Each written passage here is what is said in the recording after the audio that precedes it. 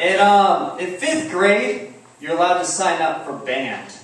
And I really wanted to play the alto saxophone. So I did it. I signed up and I was going to play the alto sax.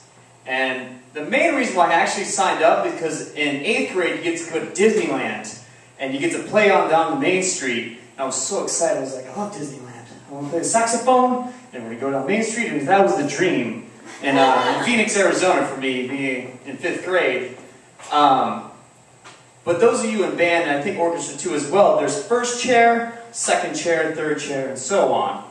And I wanted first chair. Because I was pretty good at alto sax when I started practicing. And I wanted it. I wanted first chair really badly. I was like, this is it. I'm going to be first chair. I'm going to be going down Main Street playing zippity-doo-dah.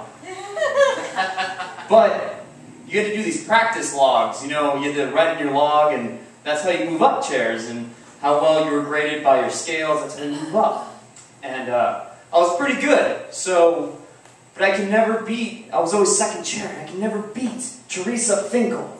I was so angry at her, and I'm not a competitive person at all, but I wanted first chair. I wanted it. And she would always beat me by practice logs because she had a private teacher, and I couldn't compare to that because like I had two brothers and we were always playing Nerf Wars. I was like, I don't practice that much. I can't do that. I can't beat Teresa, but I wanted to. So she would go months and months just being first chair all the time, and I would be stuck second chair.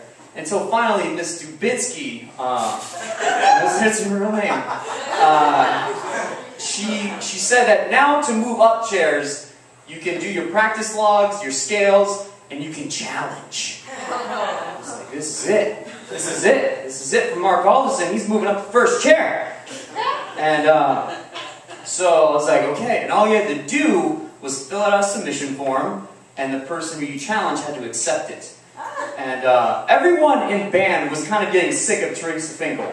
Like, she wasn't just like, good for her if she's first chair and she's nice. But she was first chair like, yes, I'm first chair. Like, she was not nice. So when I signed up, I felt like the whole band behind me cheering me on, like, yeah, he's gonna take her down. I got it, flute section, this is mine. So I did it. I challenged her. And she accepted, and the song was called El Der Cruon, and I'm probably not even saying that correctly. But I was like, I know that shit forwards and backwards, and I got it. That's what I can do. And it was basically 4 notes and only 8 measures, but I knew it. I knew it really well, and I'm sure she knew it. And, so I went home, I was so excited, I went home, I didn't even play my Nerf Wars, I didn't play Super Nintendo, because there was another dragon that had to be slayed, and it was Teresa Finkel. So I was practicing really hard, and I got all excited, I woke up, and I was eating my Cocoa Pebbles, I was like, oh, she's going down. I really was set on this, I really wanted to beat her, that's probably not healthy. And I was like, oh, she's going down. So got on the bus ride, I was so excited that I was going to challenge Teresa Finkel, and I was going to be first chair. This was my day. And a math test and a reading exam later, we were in the music class. And sure enough, Teresa Finkel was already set up with her saxophone, and she had the nice padded strap and everything, and I didn't have that, so I got a rash on my neck. And so I was like, that's okay, I'm not going to let that bother me.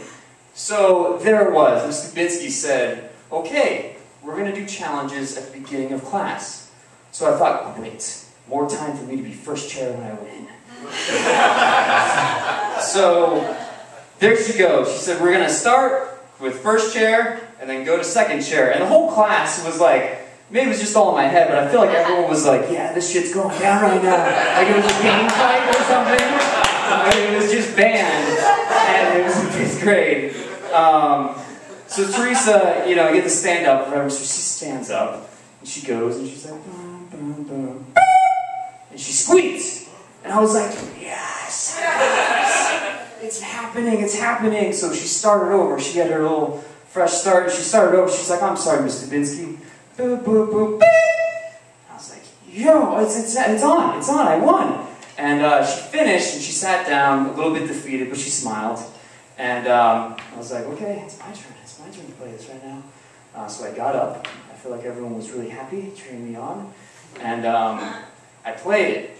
And I played the shit out of that song. I felt like there was like velvet coming out of my saxophone bell. And like every girl was like having a crush on me. Like I was going to be the cool guy in band first chair. And they're like, oh, look at the guy, Mark Alderson. He's so cool. So I sat down. I was like, oh, I did it. I accomplished something. I set out. I did it.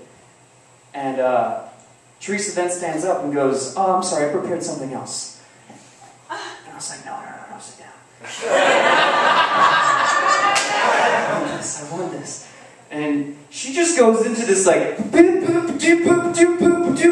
this long like saxophone solo. And Mr. Dubinsky's just like, I don't know what to do now. And I'm like, yes you do, I won, fair and square. I won, I can't compete to that, I don't have a private tutor. And Mr. Dubinsky's like, well, she's advanced, so I'm sorry, Mark, you just need second chair. I was like, what the f... Damn it, Teresa Finkel! And I let it get to me for a little bit, but then during lunchtime, I opened up my little lunch bag, and there was a Butterfinger from my mom with a note that said, no matter what happens, you'll always be my first chair musician. Aww. So, Teresa Finkel can suck it because I got the sweetness in the end.